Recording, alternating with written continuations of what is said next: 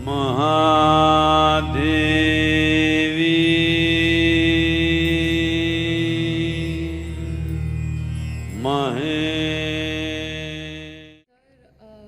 the Indian society, when something goes wrong, for let's say someone is not well, so there are three types of people. Ones who go to the hospital, then there are the ones who rush to the temples, and then there are the third ones who rush to the astrologers. So we are actually taught from the beginning that inanimate objects and things around us have the power to control our lives. For example, the this for example, my mother, when 2 to 3 years back, told me to wear a ring which had a gemstone. I still has it on, have it on because, of course, because that's what mom has said. You need to take it off, otherwise the boys will think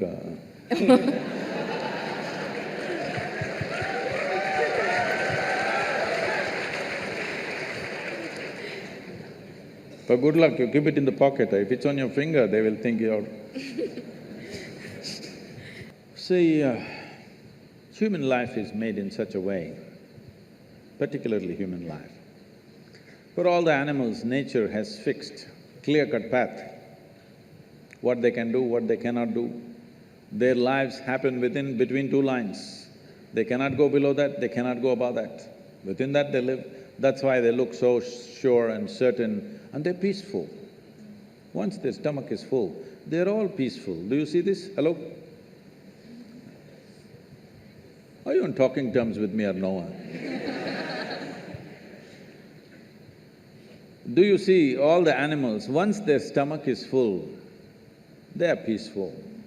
But human beings are thinking, or they're being taught that peace is the ultimate goal of life. A buffalo, full stomach, he sits peacefully. And for you, that is the ultimate goal, what a shame. What a buffalo can do with a stomach full of grass or whatever else he eats, you have to hold it as the ultimate goal. Is it not a shame, I'm asking you? But this is being taught like this, peace is the ultimate goal of your life. But coming to more fundamentals, if you're not peaceful today, can you enjoy your dinner today? No. Can you just enjoy walking down the street? Can you enjoy the company of a few people around you? No. If not ecstatic, at least you must be peaceful to enjoy anything in your life. So I'm asking, should it be the first step in your life or the last step in your life? Such people will only rest in peace. Now, do other things have influence on us, particularly inanimate objects? The gems and the diamonds and things like that, and also the planets. See, the nature of the planet has a certain influence on the life upon it. You will see on full moon days and new moon days, many animals behave in certain specific ways, simply because they're influenced by it. You know the whole ocean is rising.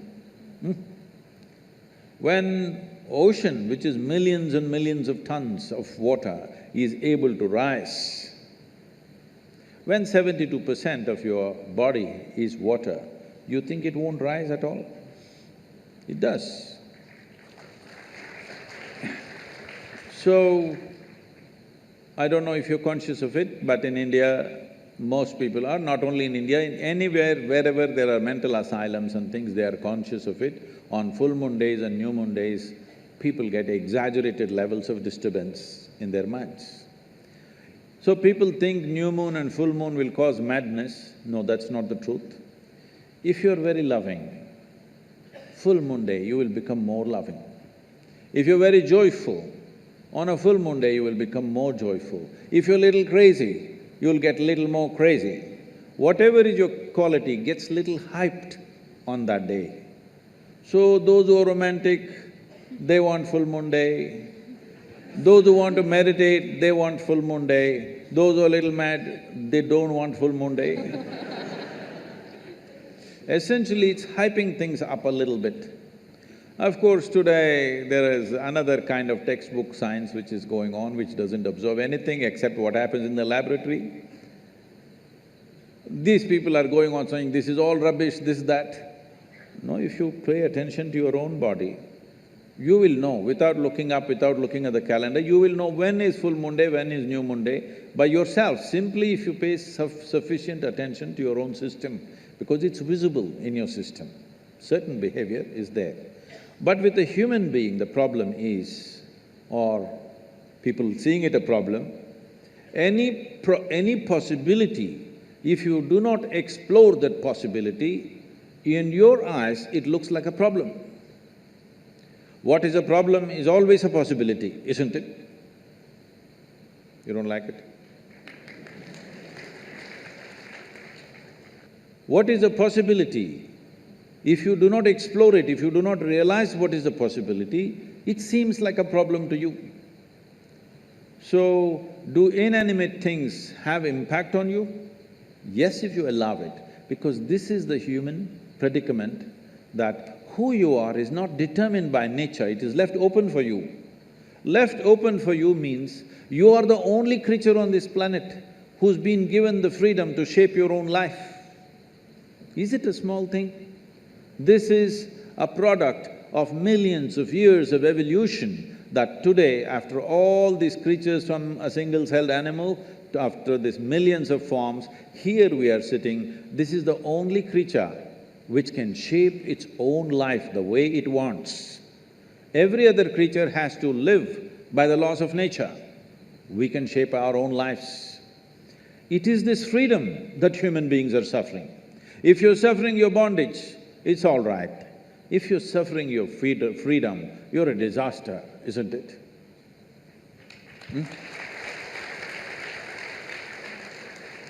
You're suffering your bondages, you're chained to something, you're suffering that, understandable. But you're suffering because you're free. Most human beings are suffering because they're free. They're always trying to bind themselves to something or somebody all the time because freedom scares them.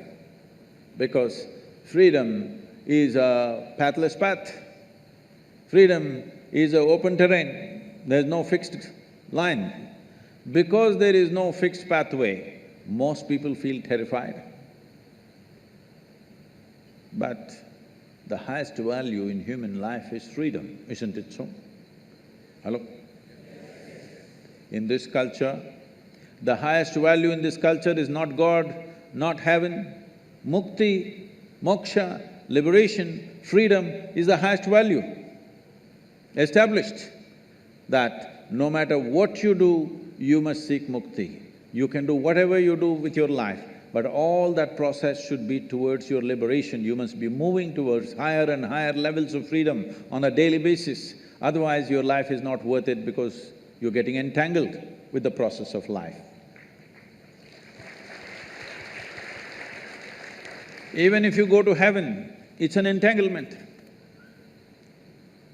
See, I'm sure before you joined IIT, you're still keeping Bombay, right? I see. Before you joined IIT, when you have written your whatever entrance tests and stuff, only thing is somehow I want to get in, because it's like heaven, entering heaven. No matter what, I want to get in, that's the only thing I want. After you get in, see how many problems.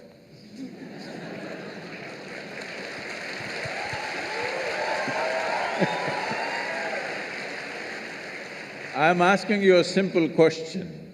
Being on this planet, do you have any proof that you are not already in heaven and making a mess out of it? Huh? Do you have any proof? Suppose you took off from this solar system and looked down at this solar system, whatever these 12, 14 planets and satellites and works. Does planet Earth definitely look like a heavenly body among all these? Yes or no? So you're already on heaven and making a mess out of it, and now you want to go to another heaven. This culture does not value heaven. does not value God, values only freedom. We want to be even free from the creation and the creator.